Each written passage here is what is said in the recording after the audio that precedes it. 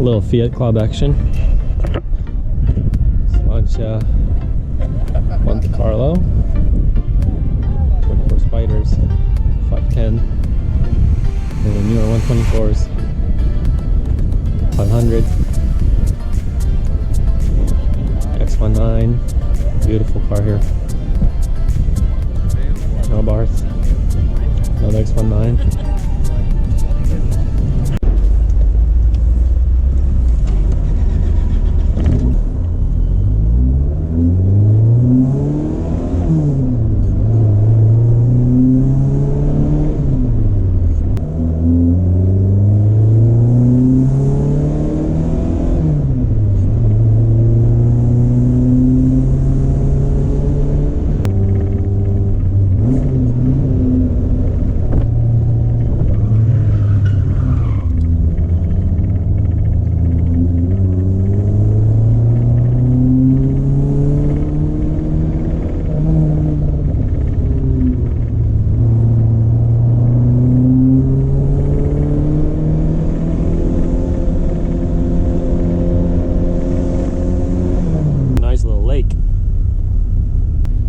Copy, over and out.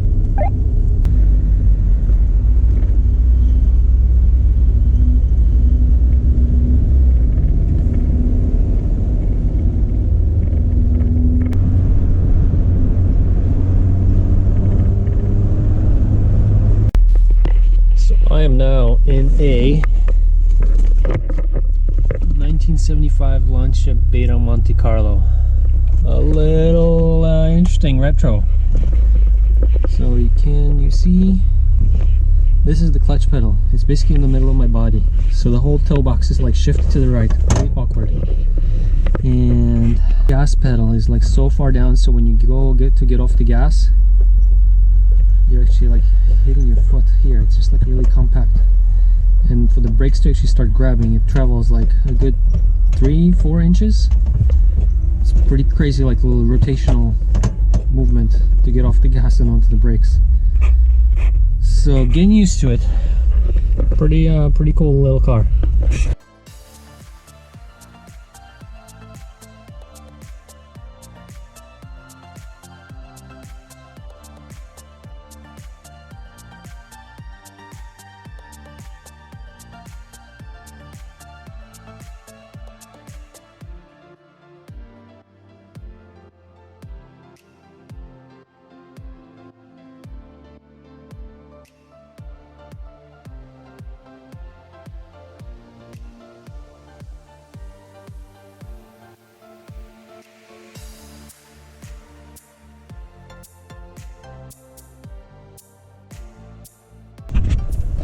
So that's the transmission right there. It's got like 2 different linkages.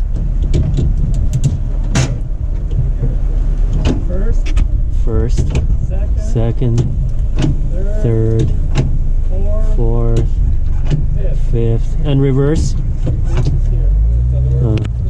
Yes, it's got like 2 articulating arms and a bunch of U-joints over there. Complicated. 2 liters. And this is the Spider.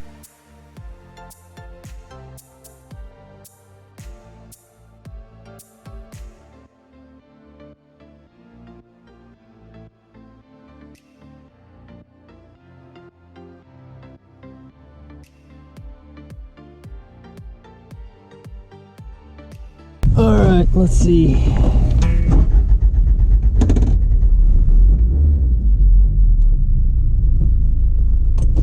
think this is reverse.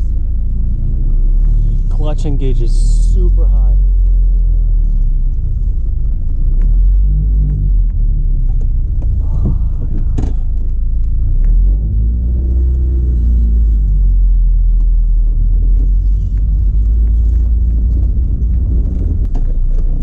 Brakes is just so confusing.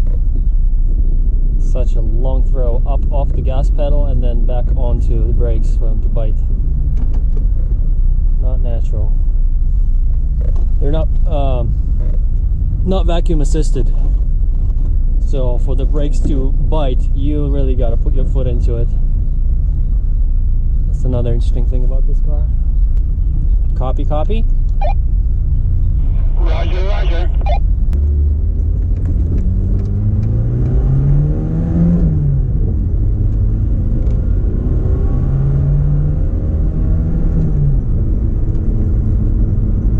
compared to the 124 I was driving earlier, this car's got a lot more torque.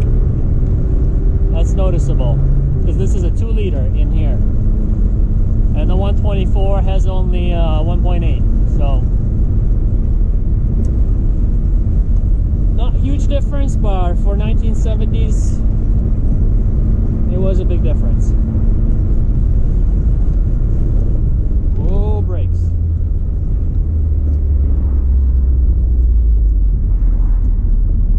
I'm sure putting some grabbier pads in here would make sense.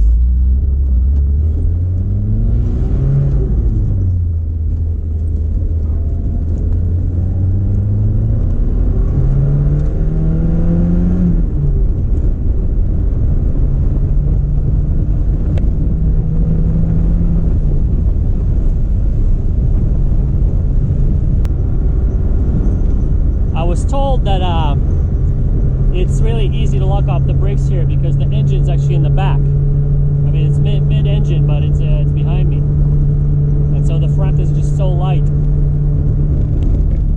and it's got no ABS, so it'll lock them up. But I'm yet to experience that.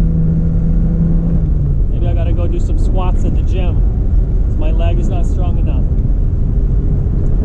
Although it does have 200 treadwear tires on it, so I'm pretty sure we'll melt those brake pads before we lock up the tires, but we'll see. Handling is actually really good.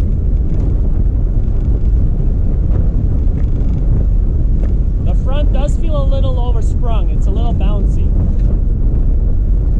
So I'm not sure if it'll push if we're going to get to the actual limit,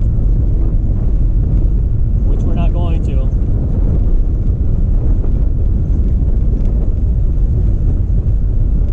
Car's almost, well, like 50 years old at this point. I actually don't know when the bushings were replaced last and everything else on it, so we're not going to push it too hard. But it's a fun little thing.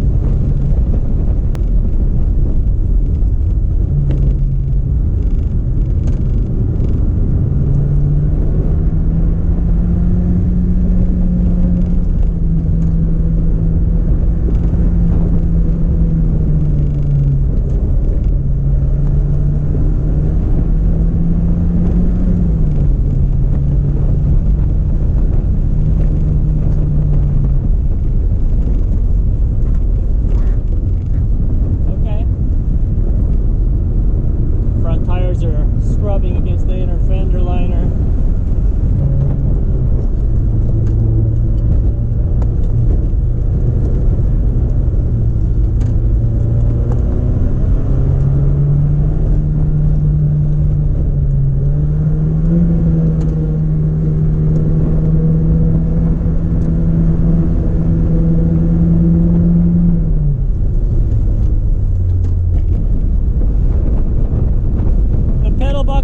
Tight.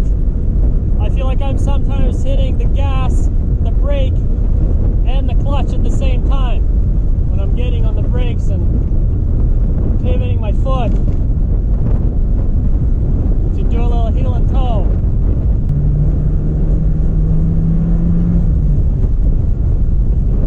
The carburetor has 2 barrels, so it actually feels like it has a turbocharger,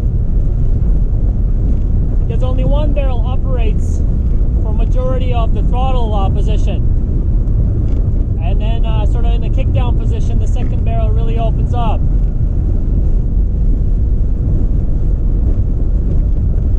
It's an interesting feeling to get used to. The shifter is not super precise. It's mechanical, and it has many U-joints and other connections that go from the middle of the car down to the back. It makes a lot of twists and turns in between.